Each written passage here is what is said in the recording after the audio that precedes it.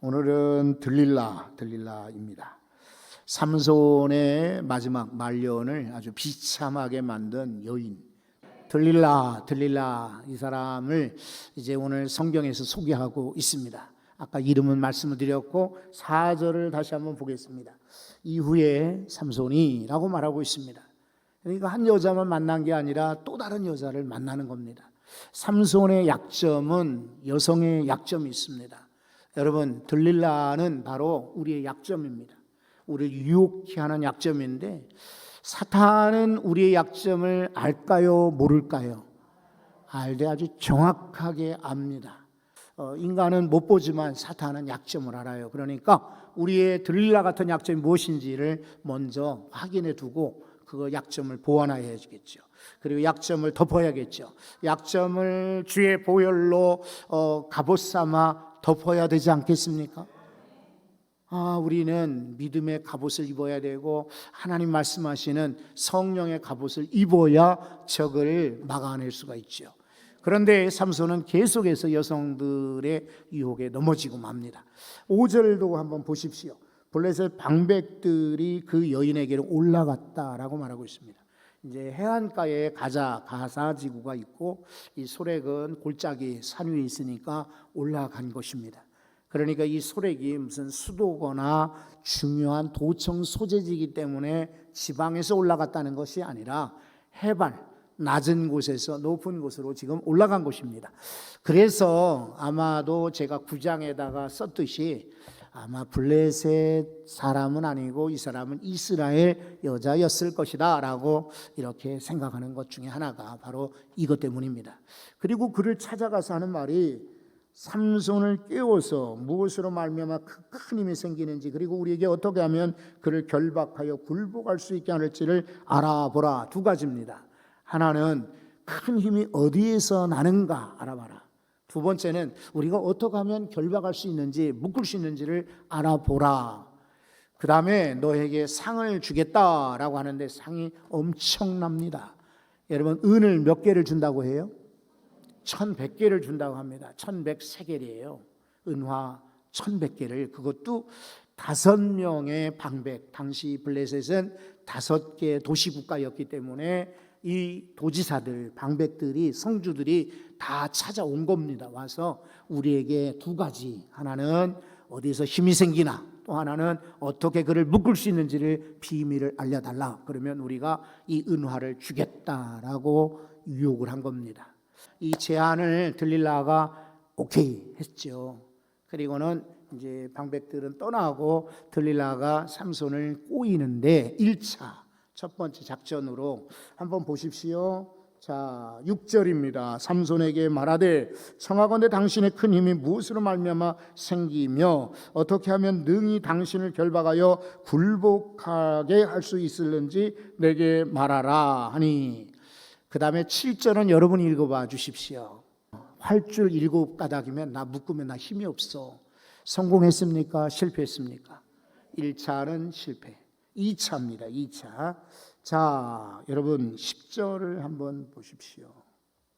10절 들릴라가 삼손에게 이르되 보라, 당신이 나를 희롱하여 내게 거짓말을 하였도다. 청하건대 무엇으로 당신을 결박할 수 있을지를 이제는 내게 말하라. 이번에 뭐라고 대답하는지 11절을 읽어봐 주시겠습니까?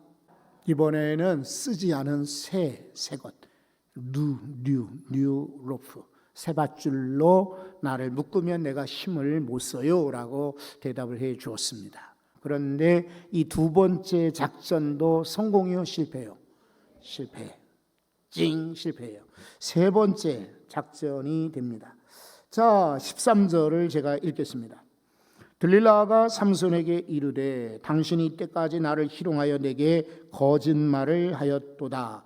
내가 무엇으로 당신을 결박할 수 있을지를 내게 말하라 하니, 삼손이 그에게 이르되 그대가 만일 나의 머리털 7가닥을 배틀의 날실에 섞어 짜면 되리라 하는지라. 여러분, 이 3차 작전은 삼손의 긴 머리를 가지고 날실에다가 이렇게 세로로 된 날실에다가 삼손의 머리카락을 섞어서 7가닥을 섞어가지고 그리고 짜면은 이제 힘을 못 쓴다라고 답을 해줬어요. 여기서 이제 위험한 것 중에 하나는 삼손의 힘의 능력이 사실 어디에 있었습니까? 머리카락이죠. 사실은 머리카락보다는 하나님의 영이이셨지만 상징적으로 긴 머리, 삭도를 대지 않은 머리를 하나님이 주장하셔서 힘을 쓰게 만든 거니까요. 그래서 다른 것은 혹시 대답을 해도 되지만 자기 머리카락을 가지고 대답한 것은 위험하죠. 그렇죠? 혹시나 다른 것으로 대답을 했더라면 모르지만 결국은 물론 굴복당하였지만 여기는 위험합니다. 네 번째. 이제 네 번째 작전은 16절부터 소개되고 있습니다. 16절을 한번 다 같이 읽어보겠습니다. 날마다 그 말로 그를 재촉하여 조르매 삼손의 마음이 번뇌하여 죽을 지경이라. 여러분, 이것을 다른 성경에서는 이렇게 표현합니다. 공동번역에 날이면 날마다 악착같이 졸라대는 바람에 삼손은 어떻게 될 지경이 되었다? 귀찮아? 죽을 지경이 되었다. 여러분, 사람이 계속 이렇게 찾고 구하고 그리고 두드리면 어떻게 됩니까? 열려지게 되죠. 기도의 원리도 같죠.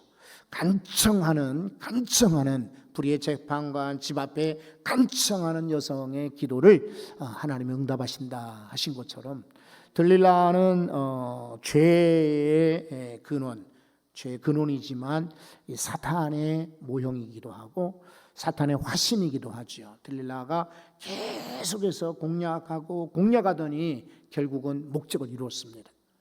여러분, 우리는 이걸 바꾸어서 우리 그리스도인에게는 바꾸어서 교훈 삼아야 됩니다. 어떤 것은 중간에 포기하지 마십시오. 끈질기게 계속해서 귀찮도록 하나님을 귀찮게 하는 인생이 되시기를 바랍니다. 그냥 다른 걸로 귀찮게 하는 게 아니라 기도로 귀찮게 하는, 간청하는 거예요. 그러니까 성공한 사람과 성공치 못한 사람의 차이는 아주 작아요. 성공하지 못한 사람은 쉽게 포기해요. 그러나 성공하는 사람들은 쉽게 포기하지 않아요. 하나님의 은혜 가운데 예배하신 축복이 이미 깔려 있어요. 하나님의 도우심은 우리 주변에 늘어져 있어요. 이거를 얻느냐 못 얻느냐는 끈기에 달려 있어요. 하나님의 사람의 특징, 영적 응답의 원리는 끈기에 달려 있습니다. 우리 평화교회 성도들 쉽게 포기하지 마십시오. 중단하지 마십시오. 끈기를 가지고 끝까지 성공할 때까지, 성취할 때까지 간구하시기 바랍니다. 그런 이들이 결국은 성공하겠죠. 여러분, 우리는 들릴라를 통해서 반대로 들릴라가 날마다 재촉하고 귀찮게 하니까 결국 삼손이 비밀을 얘기해 주었다. 반대로 우리가 하나님 앞에 날마다 하나님을 귀찮게 할 때 하나님께서 영적 축복의 원리를 우리에게 가르쳐 주실 줄 믿습니다. 삼손이 17절 말씀을 한번 보십시오. 진심을 드러내어 그에게 이르되 내 머리에는 삭도를 대지 아니하였나니. 이거 할 말이에요, 못 할 말이에요? 이건 할 말이 아니죠. 그런데 왜 여자한테 이런 이야기를 했겠습니까? 이 사람이 지금 여자한테 미친 거죠. 그러니까 이렇게 된 거예요. 그래서 이는 내가 모태로부터 하나님의 나실인이 되었습니다. 지가 나실인인 것을 알아요, 몰라요? 안다면 이러면 안 되지. 나실인을 아는 주제에 이렇게 여자들 찾아가, 기생을 찾아가, 술집 여자 찾아가, 그리고 죽은 사자의 사체에서 꿀을 먹어. 말이 안 되죠. 그런데 삼손은 그래도 나는 나실인이야 라는 그런 마음이 아마 자부심이 있었던 것 같아요. 그래서 이렇게 고백을 한 거죠. 만일 내 머리가 밀리면 내 힘이 내게서 떠나고 나는 약해져서 다른 사람과 같으리라 라고 말하고 있습니다. 이번에 네 번째 작전은 성공입니까? 실패입니까? 성공입니다. 그래서 안타깝지만 19절을 우리가 보셔야 됩니다. 19절도 읽어봅니다. 다 같이. 들릴라가 삼손에게 자기 무릎을 베고 자게 하고 사람을 불러 그의 머리털 7가닥을 밀고 괴롭게 하여 본즉 그의 힘이 없어졌더라. 아멘. 들릴라가요, 삼손을 자기 무릎에 베고 어떻게 했다고 그랬어요? 자게 했다. 잠자는 사이에 머리카락을 잘라버렸어요.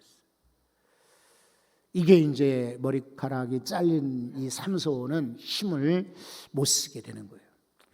그런데 중요한 것은 여러분 20절입니다. 20절도 한번 보겠습니다. 들릴라가 이르되 삼손이여 블레셋 사람이 당신에게 들이닥쳤느니라 하니 삼손이 잠을 깨며 이르기를 착각입니다. 착각.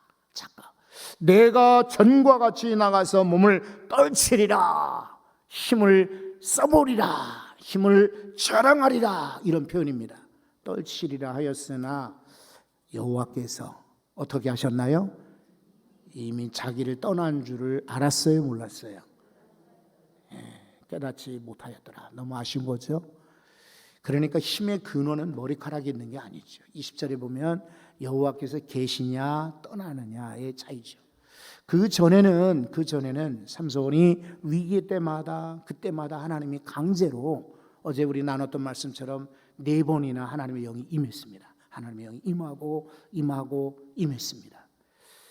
그래서 말씀을 드렸죠. 언제나 성령이 내주하는 인생이 될까요? 아니면 급할 때마다 자판기에서 물건 꺼내듯이 하나님의 영을 불러서 렌트해가지고 리스해가지고 써먹을까요?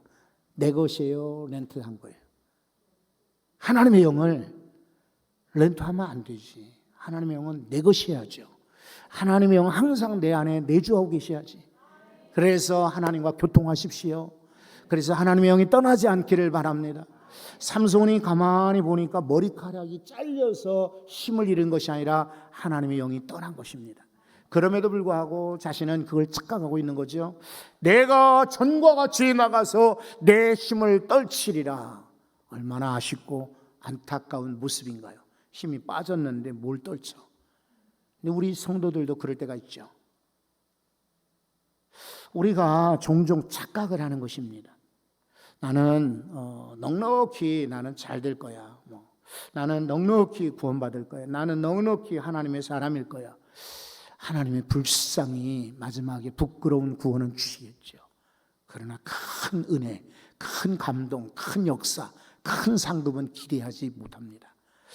어차피 우리가 이 땅을 살아가는데 하나님의 은혜 받고 살아야겠지 않습니까? 오늘 들릴라를 보십시오. 사탄이 우리의 약점을 공격합니다. 여러분의 약점이 꼭 여성이지는 않죠. 어떤 이는 돈이 들릴라일 수도 있고, 어떤 이는 명예가 들릴라일 수도 있고, 어떤 이는 자신의 취미나 또 혹은 이런저런 취향들이 들릴라일 수도 있습니다. 두 번째는 그럼에도 불구하고 여전히 하나님은 이 삼손과 같은 약한 이를 지켜보고 계신다. 하나님의 약속은 취소됨이 없다. 삼손은 당연히 지금 약하게 되었어요. 그래도 하나님은 그를 끝까지 놓지는 않으십니다. 성경에서 말씀하고 있어요. 로마서 11장 29절에 하나님의 은사와 부르심에는 뭐가 없다? 후회하심이 없다. 하나님이 은사를 주셨거나 우리를 부르시면은 후회가 없어요.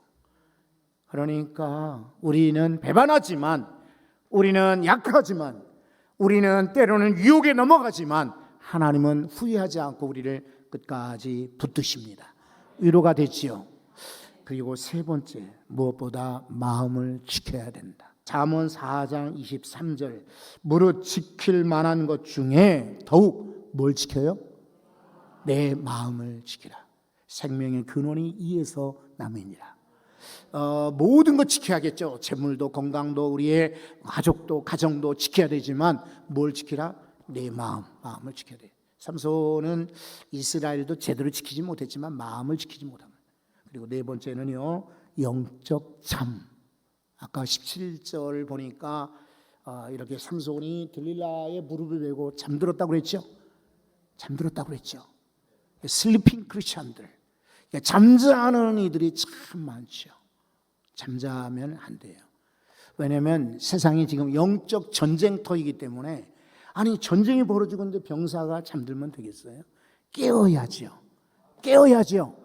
그리고 여러분, 하나님이 우리를 보초, 파수꾼으로 세우셨어요.